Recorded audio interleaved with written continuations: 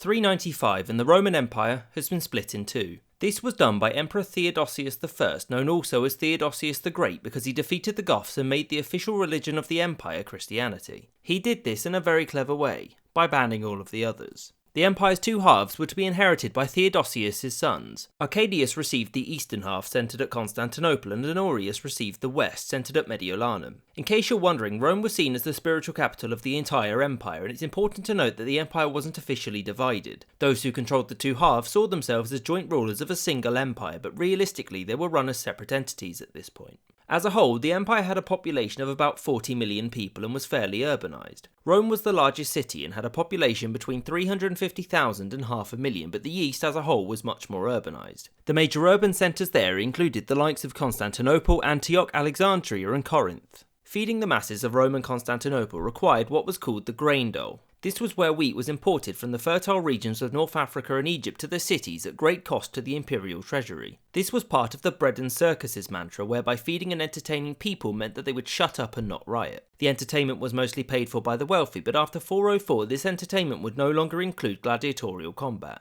This was because a monk, Telemachus, tried to stop a fight between gladiators and was promptly murdered. Honorius, moved by this, banned gladiatorial combat because it was un-Christian and apparently not okay to watch people maim each other for our entertainment. So another major expense to the treasury was of course the army, which numbered between 400 and 500,000 men. This was extremely expensive and required an extensive tax system and bureaucracy to make sure the army was paid on time, since if the army wasn't paid on time, they tended to revolt. Both halves of the empire suffered with many problems: corruption, rebellion, financial crises, and perhaps most notably, barbarian invasions. Side note, the term barbarian will be used to describe non-Latin or Greek-speaking peoples who originated from outside of the empire. There were loads of barbarian groups that the Romans had to deal with, but the main ones were the Celts, the Franks, the Vandals, the Ostrogoths, the Visigoths, and later on, the Huns. The Eastern Empire was wealthier than the West, but had to share a border with the extremely potent Sasanian Empire, meaning that it could never bring its full force to bear lest they face a deadlier invasion. Nominally, the Western Empire was run by Honorius, but the real power lay in a man called Flavius Stilicho, who was born to a Vandal father and a Roman mother.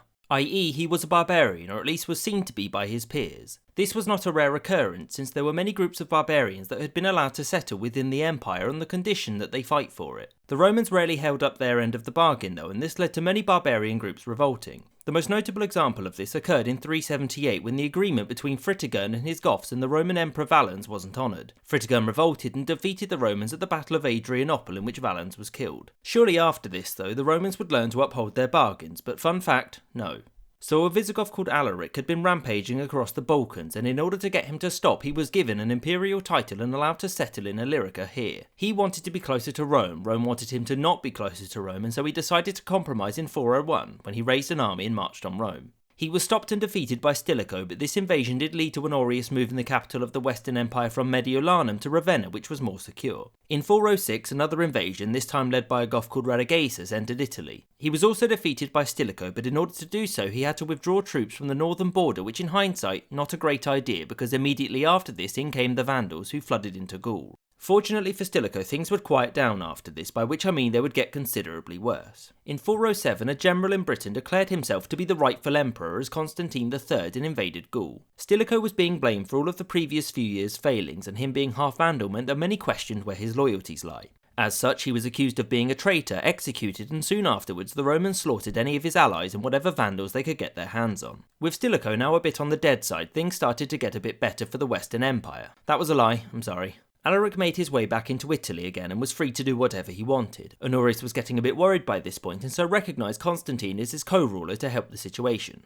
It didn't. In 410, after his third siege of the city, Alaric took Rome and promptly sacked it. He was a Christian and so he spared most of the churches, but the city was damaged quite severely. The main damage was to Roman prestige, however, since Rome had remained safe for 800 years. Rome was no longer invincible, and by extension neither was her empire in either the east or the west. After the sack, Alaric went south where he promptly died, removing at least one major threat from the Romans. It was in this same year that the people of Britannia had complained of their lack of protection from Celtic raids to Honorius. He promptly told them to deal with it. As such, Britannia's place in the empire simply fell away, and it would never again be under Roman rule. In 411, after failing to secure Gaul or defeat the barbarians, Constantine decided this emperor business wasn't for him and he abdicated, soon after which he died, of being murdered. So the West was starting to fall apart at this point, but how was the East doing? Fine, really. There was no immediate prospect of war with the Persians, and the wealthiest regions of the empire were far away from danger in the south. 408 did see the death of Arcadius and the succession of his son, Theodosius II, though. Back in the west, the Roman army spent the next decade mopping up the remaining bands of barbarians as well as any remaining rebels or usurpers. Much of this was done by allowing the barbarians some semblance of independence, such as when the Visigoths were granted territory here in 418. By 423 the crisis had subsided, and so Honorius celebrated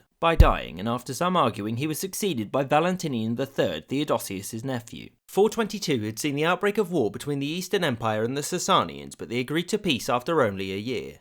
With all this in mind, it's important to remember that the vast majority of Romans thought the empire was fine. Rome had suffered many civil wars in the past and had also survived the 3rd century crisis, so there was little reason to think that this time would be any different. In the East, this certainly seemed to be the case, since it saw the beginnings of an economic boom which would last until the 6th century. The issues of the barbarians within the Western Empire were growing worse though, with many groups, notably the Visigoths and the Vandals, demanding more territory. Valentinian III was essentially a puppet to a general named Flavius Aetius, who failed to deal with the barbarians in any meaningful way. In fact, he had to turn to a new group of barbarians to help suppress Rome's enemies, the Huns, led by a certain Attila. The Huns were a nomadic group of people who had been pushing west for several decades at this point, forcing other barbarians to also head west into the Roman Empire. Aetius made regular use of Hunnic mercenaries to help fight other barbarian groups, which even when it was successful was only so for a short time. Roman success was short-lived, since it was never long until barbarian groups would rise up again in revolt and start taking territory. By the late 430s, the Romans had settled large groups of barbarians in Gaul and Hispania who were also essentially independent, reducing the Western Empire's effective territory to this.